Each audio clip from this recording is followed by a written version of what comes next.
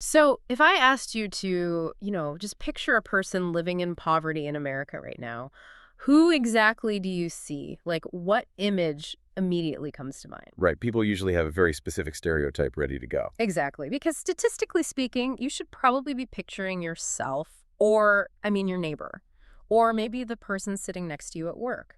Yeah, the math on this is actually pretty shocking to most people. It is. By the time you reach age 75, there is a nearly 60% chance that you will have spent at least a year living below the official poverty line. It completely shatters the illusion we have about class in this country.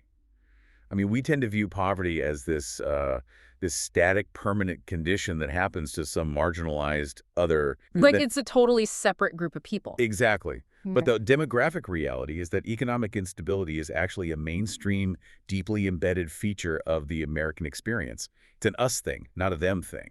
And that is the exact illusion we are breaking down today. So welcome to this custom-tailored deep dive, which is part of an ongoing exploration we're calling the Social Fabric Unraveled. It's great to be here. Yeah, so our mission today is really to pull at the threads of everyday American life, to try and understand the deeper structures of our society. And specifically, we are looking at this massive kind of paradigm-shifting concept known as the feminization of poverty. Right. And to unpack this, we are drawing on a really robust stack of sources today. Yeah, we've got a lot of ground to cover. We do. We have sociological articles by Janice Peterson, an incredibly detailed policy analysis of the welfare system by Sandra K. Danziger, and some really fascinating demographic life table research by Mark R. Rank. Plus, we're also integrating current lecture materials from Dr. Elise Newman. Yes, exactly. And pulling from historical government documents that trace the evolution of the American welfare system, specifically the AFDC, or aid to families with dependent children. So we have all this data. But before we even get to the feminization part of this, like before we look at why women are disproportionately carrying this economic burden, I really want to circle back to that wild statistic I mentioned at the top. The 60% figure. Yeah, nearly 60% of Americans will experience poverty. That sounds impossibly high. Like, are they defining poverty differently than the rest of us? No, actually, not at all. They are using the official federal poverty threshold. Really? Just the standard government line? Exactly, the standard line. The difference isn't in the definition of poverty. The difference is in the methodology of the research itself. That 60% number comes from Mark R. Rank, who is working with his colleague Thomas Herschel. Okay. And instead of doing what most economists do, which is just taking a snapshot of poverty in a single calendar year, Rank used something called a life table. A life table. I usually hear that term in medical research, like calculating your risk of developing heart disease over the course of your life based on your habits and genetics and stuff. Precisely. Rank essentially applied that exact epidemiological model to economics. He utilized decades of data from the panel study of income dynamics. Which is what exactly? So it's this massive ongoing survey that doesn't just ask people how much money they made this particular year. It literally tracks the exact same families over generations. Oh, wow. So it's following the same people year after year. Right. And it allowed Rank to ask a fundamentally different question. Not how many people are poor right now, but rather, what is the risk that an average American will fall below the poverty line at some point during their entire adult life? I see. So I don't have the full breakdown of his life table in front of me, but how quickly does that risk escalate? I imagine your 20s are pretty volatile, but surely it stabilizes as people, build careers. You would think so, yeah. But the numbers climb relentlessly. According to Rank's analysis, by the age of 30, 27% of Americans will have experienced at least 1 year in poverty. Over a quarter of people by age 30. Yep. And then by age 50, that number jumps to 42%. Wow. And by age 75, it hits that staggering 59% we talked about. So 3 out of 5 Americans, that's just wild. And it actually gets more alarming, because if you look at near poverty, which the study defines as living between the poverty line and just 25% above it. Meaning you were like one broken down car away from a total disaster. Exactly. When you factor in near poverty, that number hits 68% by age 75. Okay, let me push back on this for a second, because I know what someone listening to this might be thinking. Yeah. They might say, sure, maybe people dip into poverty for a minute, but they don't rely on the government because, a lot of people really pride themselves on never taking a handout. Does the data actually reflect that narrative? Actually, it reflects the exact opposite of that narrative. Rank's data shows that by age 65, two-thirds of all Americans will have relied on a need-based welfare program. So we are talking about things like food stamps, Medicaid, or cash assistance for at least a year of their adult lives. Two-thirds. 2 out of every 3 people you pass on the street will use the social safety net at some point.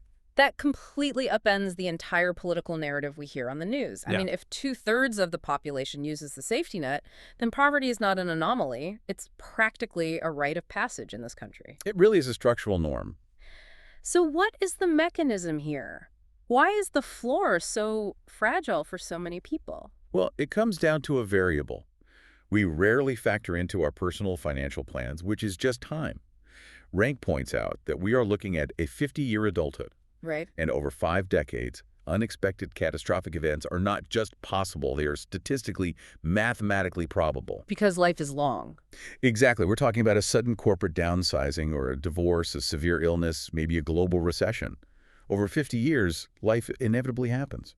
And when life happens, it hits a population that has absolutely zero shock absorbers.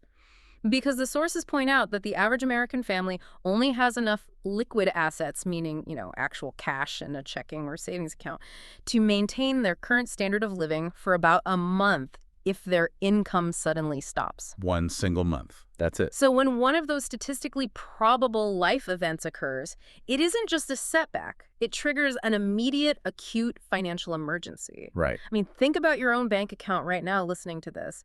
If your paycheck stopped completely tomorrow morning and you couldn't secure another job immediately, how many weeks could you realistically keep the lights on and the fridge stocked? For the vast majority of people, the answer is terrifyingly low. The American economy is less like a ladder and more like a game of Russian roulette over a 50-year timeline. If you pull the trigger enough times through divorces or layoffs or illnesses, eventually almost everyone hits an empty chamber. That's a really stark way to put it, but it's accurate. The risk is completely systemic. It's built into the structure of how we live and work. Okay, so everyone is at risk. We've established that the floor can drop out from underneath almost anyone, but, and this is the massive but of this entire deep dive, when that floor drops, who actually hits the ground the hardest and who stays down the longest? Right, because the impact isn't distributed evenly. Exactly, because while the risk might be universal, the impact is definitely not. And that brings us directly to the core concept of the material today, the feminization of poverty. Right. This term was coined to describe a really drastic demographic shift in the makeup of who is actually poor in America.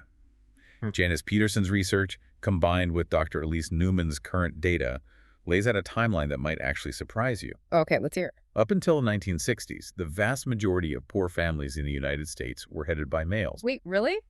By males? Yes. These were either single men or they were husband and wife families, where the man was the primary breadwinner, but he was unemployed or injured, or maybe working a job that simply didn't pay enough to lift the family above the poverty line. Okay, so what changed? Well, between 1969 and 1978, a massive reversal occurred.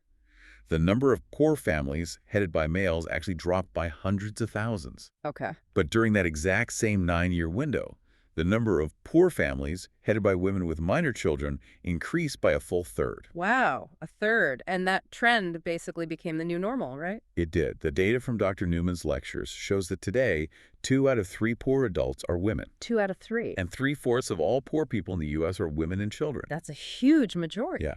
And if we look specifically at unmarried mothers with children, almost 1 in 4 lives in poverty today. And I should also note, the data is explicitly clear here that women of color are disproportionately represented in literally all of these statistics. Right, we definitely need to keep that intersectional lens in mind. So, to understand why this shifting so rapidly in the 70s, Peterson's article asks us to look backward. Like, is the economic devaluation of women a modern invention? And to answer that, she brings in the theory of Thorstein Veblen. He was a highly influential sociologist and economist. Veblen basically argued that to understand the modern wage gap, you really have to trace the division of labor all the way back to what he termed the era of peaceable savagery. Peaceable savagery, that's quite a phrase. He's talking about early human development, right? Like the invention of tools. Yes, exactly. So as early societies developed tools and weapons, a specific division of labor emerged. But Veblen's key insight was that this division wasn't just practical. It became deeply psychological and cultural. How so? Well, men took on roles that society deemed honorific or exploit roles. These were tasks requiring, predatory skills, aggression, or sudden bursts of physical strength like hunting, large game, warfare, defending the tribe. Right, and women? Women were relegated to what Veblen provocatively termed humiliating or industry roles. Humiliating. Now, humiliating in his context doesn't mean embarrassing in the way we use it today. It just means lacking the prestige of the exploit. Ah, okay. It lacked status. Right. These were tasks requiring diligence, routine, daily grind, and workmanship. We're talking about gathering food, early agriculture, preparing meals, caring for the young and the sick. Basically, the vital tasks that actually kept the society alive day to day. So the people who are keeping the community from starving to death on a Tuesday are given way less status than the people who occasionally bring down a mammoth. Precisely. And Veblen argued that this historical, cultural downgrading of industry versus exploit really laid the psychological groundwork for how we value labor today. That makes a lot of sense. Right. The work traditionally done by women, caregiving, cleaning, organizing, educating, is still systemically undervalued in our modern economy.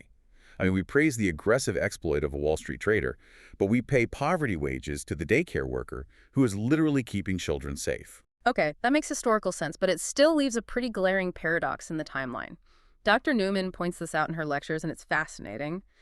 The demographic shift, the exact moment female poverty skyrocketed, happened in the late 1960s and 1970s. Yes. But wait, wasn't that the exact era of the women's liberation movement? It was. It was a time of completely unprecedented legal and social advancement for women. Right, because you have the Voting Rights Act of 1965 securing the ballot for women of color. That. You have the introduction of no-fault divorce laws, meaning a woman didn't need to prove abuse or adultery just to leave a bad marriage. Exactly. You have the Equal Credit Opportunity Act in the 70s, allowing women to finally open a bank account or get a credit card without a husband's signature.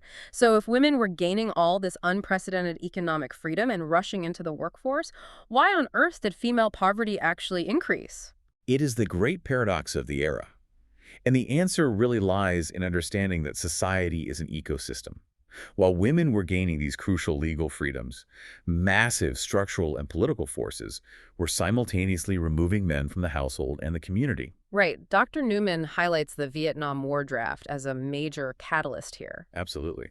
The draft physically pulled hundreds of thousands of young men and disproportionately lower-income men and men of color out of their communities during their prime earning and family-forming years. Which fundamentally disrupts the community structure. And following the war, as those men returned, we see the immediate rise of the war on drugs in the 1970s and 80s. Now, Dr. Newman has a very specific critique of that terminology in the sources. She points out that whenever a government declares a war on an abstract concept, like a war on crime or a war on drugs, it almost always functions as a political mechanism to police and disenfranchise specific marginalized groups. And the statistics completely bear that out. The war on drugs led to a tidal wave of mass incarceration, particularly targeting Black and brown men. So consider the ecosystem here. You have a situation where women are finally getting the legal right to stand on their own 2 feet. But at the exact same moment, the men who historically shared the economic burden of the household, the ones who pool their wages to pay the rent and buy the groceries, are being systemically extracted from the community. So you are basically collapsing the wealth of an entire community and forcing women into the role of primary breadwinner in an economy that still, going back to Veblen's theory, refuses to pay them a primary breadwinner's wage. Exactly. And this historical context is the foundation. But to understand how this inequality is actually maintained today, we have to look at the mechanics. The research identifies 3 structural kind of load-bearing walls that keep the system in place. Right. We can call them the 3 pillars of female poverty: family structure, the labor market, and the welfare system. Okay, let's examine these pillars. The first one is family structure. Now, we just discussed the systemic removal of men from communities, which naturally leads to a rise in single-parent households. But let's look at the financial mechanics of divorce specifically. Yes, this is crucial. There is a study from California in the late 1970s cited in the research that is just honestly jaw-dropping. It tracked the financial aftermath of divorce. In the first year after a split, a woman's standard of living dropped by 73%. 73%. But her former husband's standard of living actually rose by 42%. It is a devastating statistic because it perfectly exposes what economists call the intrafamily transfer of wealth. Okay, what does that mean? Well, in a traditional marriage, the primary breadwinner's income, which was historically the man's, is shared. This pooling of resources effectively masks the underlying reality of the gender wage gap. Oh, I see. It's acting like an economic shield. That's a great way to put it. When a couple divorces, that shield vanishes. The wealth transfer stops instantly. And because the woman almost always retains primary physical custody of the children, she absorbs the massive financial shock of providing housing, food, and childcare on a single, historically lower wage. While the man. The man, meanwhile, is suddenly freed from the daily financial overhead of dependence, which is exactly why his disposable income effectively rises. Wow. It meant that for a very long time, marital status was actually a much stronger predictor of a woman's financial well-being than her education or her labor force status. The moment women had the legal right to leave marriages, the shield dropped, and it just exposed how hostile the economy actually was to them. Which brings us perfectly to the second pillar, the labor market. Because even as women entered the workforce in record numbers, they were absolutely not walking onto a level playing field.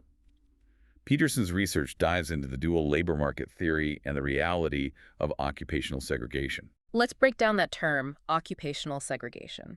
Because it's not just a matter of whether women are working, it's a matter of where the economy actually allows them to work. Right. The data shows that 60% of all working women are clustered into just 10 specific occupations. We are talking about retail sales, light manufacturing assembly, clerical and administrative work, and caregiving. And this is where the dual labor market concept is just crucial. Labor economists essentially divide the economy into two sectors. The primary sector offers good pay, comprehensive benefits, job security, and clear pathways for upward mobility. So think like unionized manufacturing, corporate management, specialized trades. Exactly. And then you have the secondary sector. Right. The secondary sector is defined by low wages, erratic and fluctuating schedules, zero benefits, high turnover, and dead ends. And here is the critical point. The boundary between these two markets is incredibly rigid. Meaning you can't just cross over. Right. You cannot easily work your way up from the secondary sector to the primary sector. Correct. A cashier at a big box retail store doesn't get promoted to the corporate accounting department just by working really hard. Right. It's a totally different track. Yeah. But I can already hear the classic counter-argument forming in someone's head right now. Oh, absolutely. The human capital argument. Yes. What about the human capital argument? Because you hear this all the time. The idea is that men earn more because they voluntarily invest more in their own human capital, like they get specialized degrees, they do more dangerous jobs, they work uninterrupted for decades. Right. That's the narrative. And women, the argument goes, choose to invest less in career skills so they can focus on having and raising families. Therefore, the wage gap is just a natural, fair result of personal choices. That is the dominant cultural narrative, popularized by economists like Gary Becker. Mm-hmm. But when sociologists actually test that theory against the empirical data, it just completely falls apart. Peterson cites a landmark study by Corcoran, Duncan, and Hill that specifically sought to measure this. They gathered data on a massive range of human capital differences. They look at education levels, on-the-job training, years of work experience, and they specifically track time taken off to raise children. So they basically quantified all those personal choices. They did, and they found that all of those human capital differences combined only explain about 1/3 of the wage gap for white women. Wait, only 1/3. So if you take a man and a white woman and you perfectly equalize their education, their training, and ensure neither ever takes a single day off for childcare, 66% of the wage gap still exists. Yes, it still exists. Yeah. And for black women, it is even worse. Differences in human capital only explain 1/4 of the wage gap. That is unbelievable. The vast majority of the disparities simply cannot be explained by personal choices, education, or time off. It is explained by systemic bias, occupational segregation, and that lingering historical devaluation of women's work that Veblen talked about. This connects perfectly to an analogy that Rank uses in the sources to describe the broader labor market, which I think is just brilliant. He compares the American economy to a giant structural game of musical chairs. It's a very clarifying metaphor, yeah. Because think about how musical chairs works. The music plays, everyone dances around, and everyone is told that if they just hustle and pay attention, they will get a chair when the music stops. Right. But the fundamental rule of the game, the core mechanic, is that there are never enough chairs for the number of people playing. Rank estimates that in the American economy, there is a constant shortfall of between 9% and 33% of jobs that actually pay a living wage. So the math guarantees that millions of people will fail no matter how hard they try. Exactly. The math demands losers. Mhm. And the crucial question is, when the music stops, who is left standing? And the data shows us exactly who. Because of occupational segregation, the lack of affordable childcare, and systemic bias, women, and especially women of color, are the ones who are structurally shoved out of the chairs. Now, you might ask, why doesn't the market just build more chairs?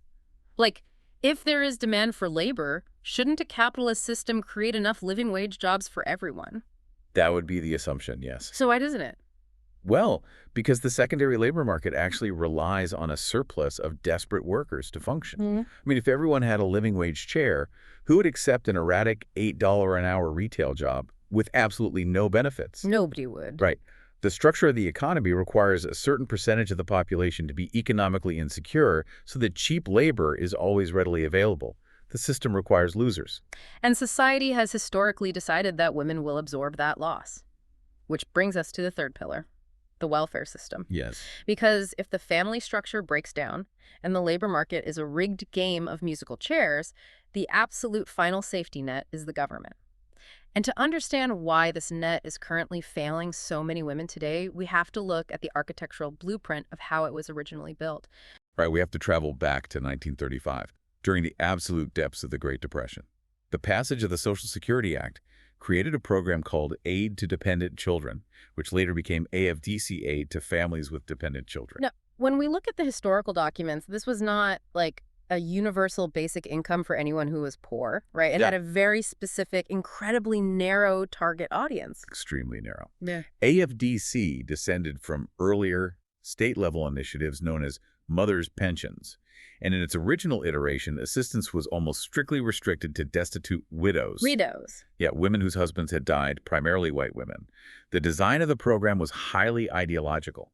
The state was stepping in to literally act as a paternal figure or a surrogate man in the house. So the government is basically saying, your husband died, so we will replace his income so you can stay home and raise the children. Precisely. The foundational assumption of the original welfare state was that mothers should not work outside the home.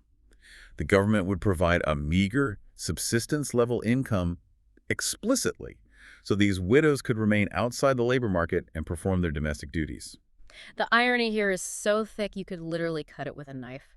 The U.S. government built its primary social safety net on the fundamental premise that women couldn't and shouldn't work. Yes. And maybe that functioned okay in the 1930s when divorce was rare and most women were excluded from the primary labor market anyway, but it was a ticking time bomb. Because what happens when the world changes? The system catastrophically fails to adapt. Fast forward to the 1970s and 80s. Divorce rates have skyrocketed. Non-marital birth rates have increased. The women's liberation movement has normalized women in the workplace. Right. Suddenly, the welfare system is dealing with the demographic it was never, ever designed for. And by the late 1980s and early 1990s, AFDC was just buckling under the weight of this new reality. The caseloads were surging, eventually peaking at 14.2 million recipients in 1994. And the faces of those recipients had changed entirely. Right. It was no longer just white widows. It was divorced women, unmarried mothers, and due to the systemic factors we discussed earlier, a highly visible proportion of women of color. And this demographic shift ignited a massive, fiery ideological war in Washington and across the country. It became a profound debate about the very nature of poverty, morality, and the proper role of government. Okay, let's unpack this ideological war, and I want to be very clear here for everyone listening. We are going to outline both the conservative and liberal arguments exactly as they are presented in the sociological texts by Peterson and Danziger. Right. We aren't endorsing either viewpoint. Our goal is simply to show you the societal arguments that clash together to fundamentally rewrite the laws of this country. Absolutely. So let's start with the conservative or right-wing critique of AFDC during this era. Thinkers like Lawrence Mead and Charles Murray became highly influential. They promoted what Sandra K. Danziger labels the all-they-need-to-work theory. Okay. Their core argument was basically that welfare itself was actually the cause of poverty, not the cure. Yes. They argued that non-work among the poor was largely voluntary. In their view, low-wage jobs were plentiful and available. But welfare recipients were actively rejecting them because the AFDC system provided a viable alternative. Right. They argued that providing cash assistance without demanding labor in return eroded the work ethic, destroyed personal responsibility, and created a toxic culture of multi-generational dependency. So the conservative solution was essentially tough love. Mandate work, cut off the cash, and force people into the labor market so they learn self-reliance. Exactly. On the other side of the aisle, you had the liberal or left-wing critique. Sociologists like William Julius Wilson argued that non-work among the poor was entirely involuntary. So they looked at it structurally. Right. They pointed to massive macroeconomic shifts that were largely invisible to the average voter. Things like deindustrialization. I mean, the stable, unionized manufacturing jobs that used to exist in central cities were being outsourced overseas, or moving to the affluent suburbs where public transit just didn't reach. Wilson called this spatial mismatch. The liberal argument really centered on opportunity deficits. They contended that even if a welfare recipient desperately wanted to work, they faced insurmountable structural barriers. Like failing inner-city schools, lack of reliable transportation, and exorbitant childcare costs. Yes. Furthermore, the only jobs actually available to them were in that secondary labor market we discussed. Jobs that didn't pay enough to actually lift a family out of poverty anyway. So the liberal solution was that the government shouldn't force people into bad jobs, but rather intervene to make work pay through higher minimum wages, massive investments in education, and subsidized childcare. Right. Those were the two competing macroeconomic theories. But as we know, in the court of public opinion, policy is rarely driven by academic white papers. No, it's definitely not. It is driven by narrative. It is driven by symbols. And during this era, no symbol was more politically potent than the trope of the welfare queen. Yes, Dr. Neumann spends significant time on this in her lectures, specifically focusing on a woman named Linda Taylor.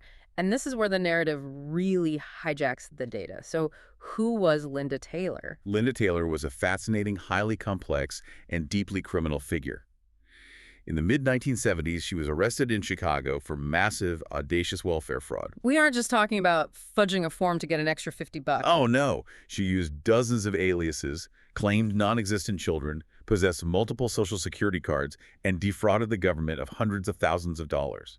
She was a highly sophisticated con artist. But she wasn't just prosecuted as a con artist. She was elevated into an archetype. Exactly. Politicians, most famously Ronald Reagan during his presidential campaigns, seized on her story. They used it in stump speeches across the country to paint a vivid picture of widespread, rampant abuse in the system. And so Linda Taylor became the original welfare queen. The media painted an image of a woman driving a pristine Cadillac, wearing fur coats, and living a life of absolute luxury purely funded by the hard-working taxpayer. Right, and what is so insidious about this is how mathematically unrepresentative it actually was. The empirical data at the time showed that the vast majority of people on AFDC were on it temporarily. Like, they used it for 1 to 3 years to bridge a gap during a divorce or a health crisis, and then they got off. Yes, fraud existed, of course, as it does in literally any massive bureaucratic system, but Linda Taylor was a total statistical anomaly. Yet the trope was incredibly effective because it provided a really simple, emotionally satisfying answer to a very complex problem. Exactly. It framed poverty not as a systemic failure, not as a game of musical chairs with too few seats, but as an individual moral failing. If people are poor because they are lazy and cheating the system, then society doesn't have to feel guilty about cutting off their lifelines. Wow. And that narrative directly paved the way for the legislative climax of this entire history, the 1996 welfare reform. You did. President Bill Clinton, a Democrat, signed the Personal Responsibility and Work Opportunity Reconciliation Act, known as PRWRA. He famously campaigned on the promise to end welfare as we know it, and he absolutely delivered on that promise. He really did. AFDC, the program that had existed since 1935, was completely abolished. And it was replaced by a new program called 10F Temporary Assistance for Needy Families. And the structural changes from AFDC to 10F were just monumental. They completely re-engineered the safety net. Let's walk through these changes because they literally dictate how millions of people survive today. Yes, let's do that. First, TANF ended the entitlement to benefits. And this is a crucial legal distinction. Under AFDC, if you met the federal criteria for poverty, you were legally entitled to assistance. The government had to help you. Right. But under TNF, that federal guarantee was completely erased. Meeting the poverty guidelines no longer meant you had a right to receive cash assistance. Okay, what was the second major change? Second, it radically changed the funding mechanism. AFDC operated as an open-ended matching grant. So if a state had a sudden influx of poor people, say a local factory shut down, the federal government automatically provided more matching funds to cover the need. Makes sense. But TN replaced this with a fixed block grant. Right. Think of a block grant like a prepaid gift card. The federal government calculated how much each state spent on welfare in 1994, handed them a lump sum gift card for that exact amount, and just walked away. Exactly. If a massive recession hits and a state's poverty rate doubles, the amount on the gift card does not change. The federal funding is capped. Which effectively shifted all the power and the burden to the individual states. And this is called devolution, right? Yes, devolution. States were granted immense authority to design their own welfare programs. They could set their own eligibility rules, determine the benefit levels, and most importantly, implement strict diversion tactics. Diversion tactics. Yeah, essentially making it as bureaucratically painful as possible to apply, intentionally keeping people off the rolls to save money. Unbelievable. And third, and this was the most widely publicized change, TANF instituted strict time limits. Yes, a federal 60-month, so 5-year lifetime limit on receiving cash assistance. Once you hit 5 years, you were cut off forever, regardless of whether you had a job, regardless of whether you had a toddler, regardless of your situation. And because of devolution, many states opted for even shorter limits, like 2 or 3 years. Right. And finally, TNF instituted rigid work requirements, fully adopting the conservative work-first model. To receive your meager benefits, you had to prove you were actively searching for a job, currently employed, or enrolled in a specific approved training program. The entire philosophy of the state shifted. It went from providing a safety net to allow mothers to care for children to a system designed to force mothers into the labor market as rapidly as possible. Okay, so we've covered the history, the ideological battles, and the dramatic passage of the law. But the ultimate question is, what actually happened? Right. When the dust settled on the 1996 reforms, did the work-first model succeed? Did we solve the feminization of poverty by forcing everyone to get a job? Well, if you look strictly at the government's preferred metric, the caseload numbers, politicians on both sides of the aisle declared it a massive, unprecedented victory. Okay. Sandra K. Danziger's research shows that the cash welfare caseload absolutely plummeted. In 1994, there were 14.2 million recipients on AFDC.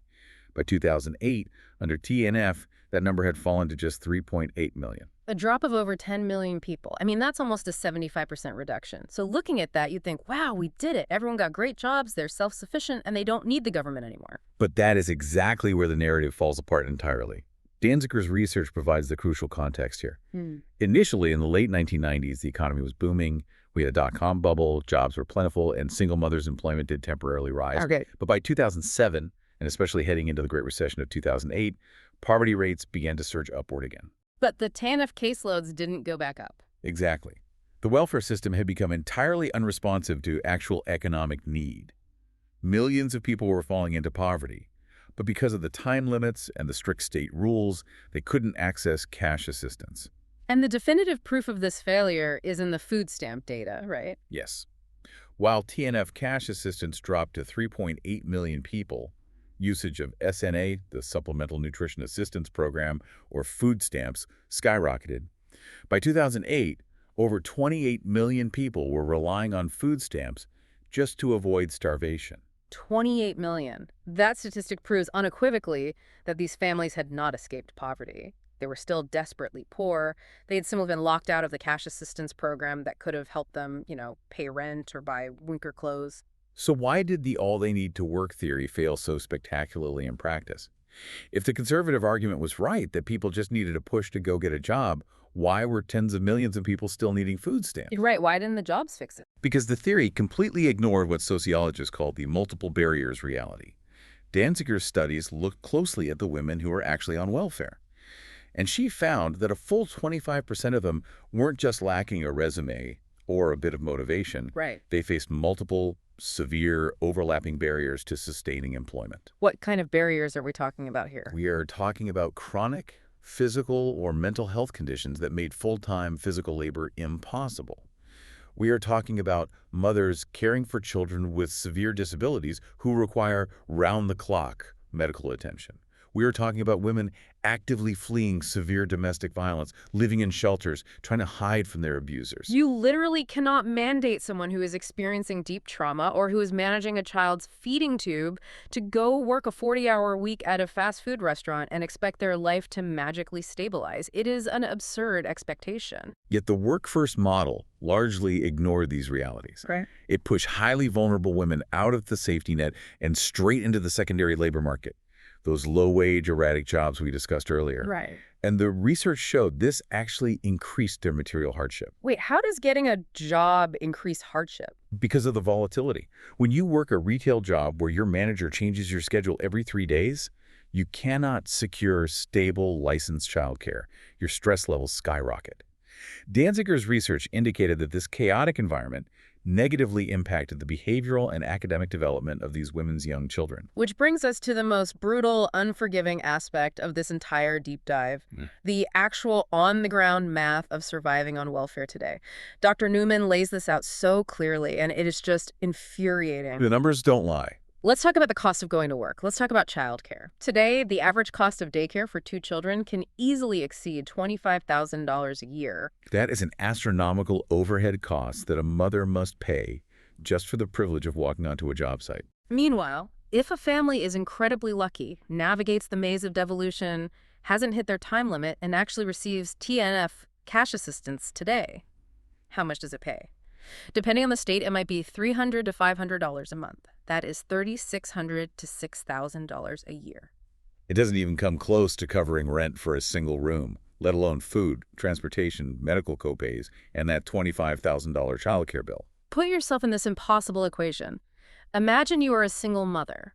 How do you comply with a government mandate to go work a minimum wage job when the childcare required to keep your kids safe while you are at that job costs more than your entire annual salary? She is mathematically, structurally trapped. If she works, she goes into debt just to pay the babysitter.